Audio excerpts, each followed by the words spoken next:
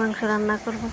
এখানে গরুর মাংস নিয়ে নিলাম, জালি কুমড়া দিয়ে আলু দিয়ে রান্না করব। এখানে জালি কুমড়া কেটে নিলাম, আলু কেটে নিলাম, সিম রান্না করব, সিমগুলো কেটে নিলাম। মাছ দিয়ে যেখানে মাছ ভিজিয়ে দিলাম, মাছগুলো এখন ধুয়ে পরিষ্কার করে নেব। এখানে ভাত বসিয়ে দিলাম, এখন মাংসটা রান্না বসিয়ে দিব। প্রেসার কুকারে বসালাম। আজকে মশলা কষিয়ে রান্না করব। তেল দিয়ে একটু জিরা ফোড়ন দিয়ে দিলাম তেজপাতা, দারচিনি, পেঁয়াজ কুচি, এগুলো একটু ভেজে নেব। তেলে দিয়ে দিলাম কয়েকটা গোটা রসুন।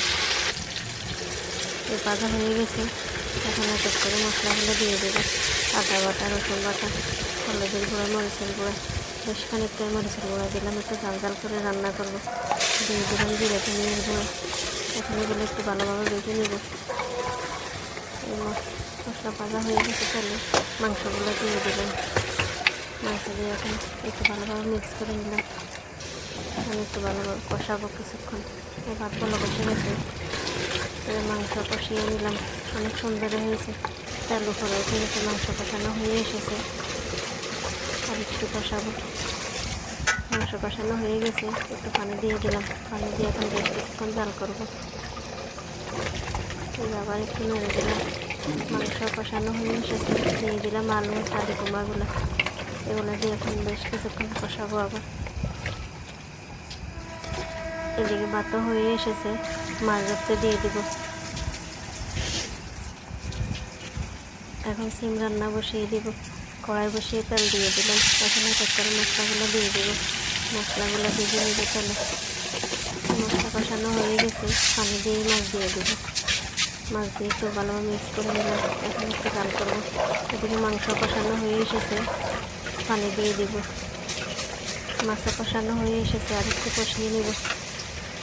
মাছ কষানো হয়ে গেছে, সিমগুলো দিয়ে দিলাম। সিমগুলো একটু মিক্স করে তারপর সে কিছুক্ষণ জাল করবো। এই যে মাংস কষানো হয়ে গেছে, এখন একটু পানি দিয়ে দেবো। পানি দিয়ে ঢাকনাটা বন্ধ করে দেবো। এই 2-3 সিটি দিয়ে নামিয়ে নেব। ঢাকনাটা বন্ধ করে দিলাম। এইদিকে সিমও বলক এসে গেছে, একটু নেড়ে দিলাম। সিম কষানো হয়ে এসেছে, টমেটো দিয়ে দিলাম। টমেটো দিয়ে একটু মিক্স করে নিলাম। এখানে একটু জাল করে নিব। এই 2-3 সিটি দিয়ে নামিয়ে নিলাম। মাংস রান্না হয়ে গেছে। এদিকে ভাতের পাতিলটা একটু সেকা দিয়ে দিলাম। এই মাংসের কালারটা অনেক সুন্দর হয়েছে।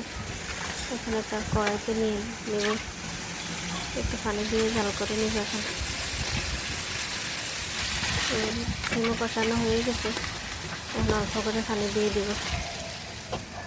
দিয়ে দিলাম পানি দিয়ে একটু মিক্স করে নিলাম। এখন জাল করব। এই যে মাংস রান্না হয়ে এসেছে, নামিয়ে নেব। বেশ কিছুক্ষণ জাল করে নিলাম। মাংস রান্না রেডি, নামিয়ে নিলাম। অনেক সুন্দর হয়েছে। এদিকে সিমও হয়ে এসেছে, আর একটু জাল করে নামিয়ে নেব।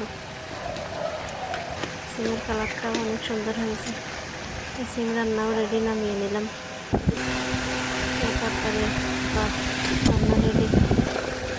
এখন দুপুরে কাজ করবো, সবাই খাওয়া দাওয়া করে নেব। আজকে এই পর্যন্তই।